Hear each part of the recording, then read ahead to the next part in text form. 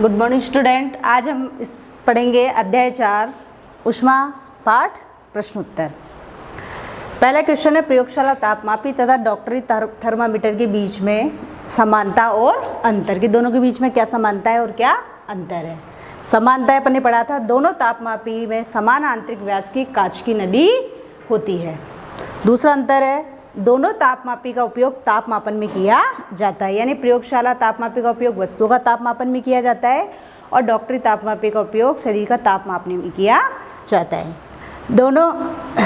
दोनों तापमापी में पारे का उपयोग किया जाता है। दोनों तापमापी में पारे का उपयोग होता है और दोनों तापमापी में सेल्सियस और फारेनहाइट, जो आपने देखा था इसका होता है, सेल्सियस और फारेनहाइट दोनों स्केल अंकित होते हैं जिनके द्वारा ताप का मापन किया जाता है। उसके बाद है अंतर। प्रयोगशाला तापमापी का उपयोग वस्तुओं का ताप मापने किया जाता है। पानी है, दूध, जो वस्तुओं का ताप मापने के लिए प्रयोगशाला तापमापी का उपयोग किया जाता है, जबकि डॉक्टरी तापमापी का उपयोग मानव शरीर का ताप ज्ञात करने के लिए किया जाता है।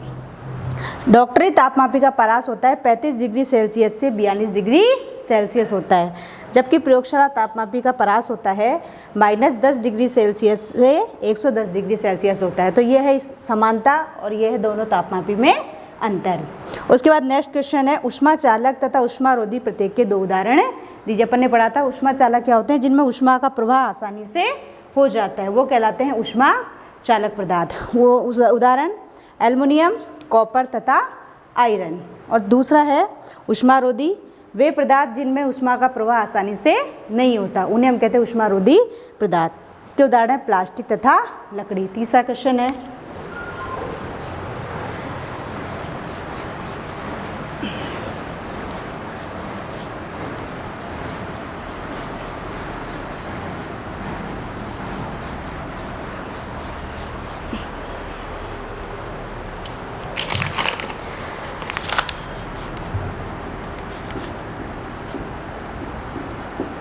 रिक्त स्थानों की पूर्ति कीजिए।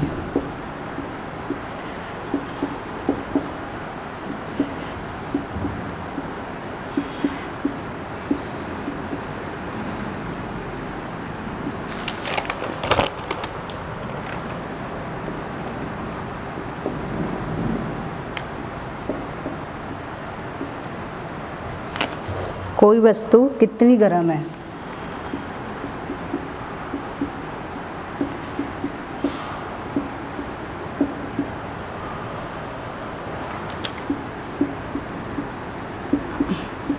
इसकी जानकारी तापमापी द्वारा प्राप्त।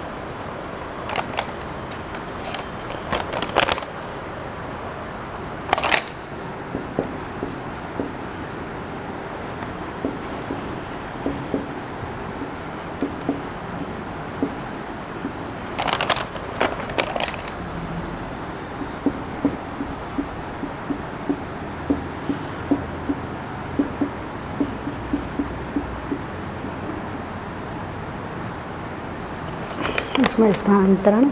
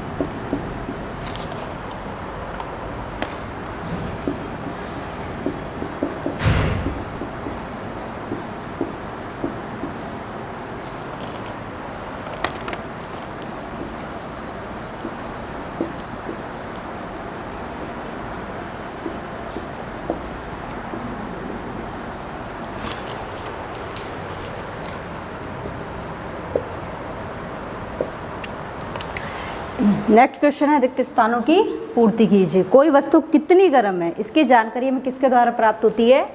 तापमापी के द्वारा। तापमापी के द्वारा हम पता लगा सकते हैं कि वस्तु का ताप कितना है। उबलते हुए पानी का तापमापी से नहीं मापा जा सकता। कौन सी? डॉक्टरी तापमापी, क्योंकि डॉक्टरी तापमापी का उपयोग किसमें करते हैं? शरीर का ताप मापने में किया जाता है। ताप को डिग्री सेल्सियस या सेंटीग्रेड में मापा जाता है। सेल्सियस या सेंटीग्रेड में मापा जाता है। बिना किसी माध्यम द्वारा ऊष्मा स्थानांतरण यानी एक उसमें ऊष्मा का प्रवाह होना, उसके प्रक्रम को हम कहते हैं विकिरण। विकिरण विधि वो होती है जिसमें बिना किसी माध्यम के ऊष्मा का स्थानांतरण होता है। स्टील की चम्मच, स्टील क्या है? धातु। स्टील की एक ठंडी चम्मच गर्म दूध के प्याले में रखी गई है। ये अपने दूसरे सिरे तक ऊष्मा का स्थानांतरण कौन सी विधि द्वारा करती है? चालन विधि, क्योंकि ठोस में चालन विधि के द्वारा ऊष्मा का स्थानांतरण होता है। हल्के रंग के वस्त्रों की अपेक्षा गहरे रंग के वस्त्र, क्योंकि हल्के रंग क्या है? ऊष्मा को अवशोषित करते हैं, और गहरे रंग के जो वस्त्र होते हैं अधिक ऊष्मा का अवशोषण करते हैं। तो इस पार्ट के जो 3 क्वेश्चन मैंने करवाए उसको आपको साइंस की फाइल में नोट करना है, होमवर्क में करना है। धन्यवाद।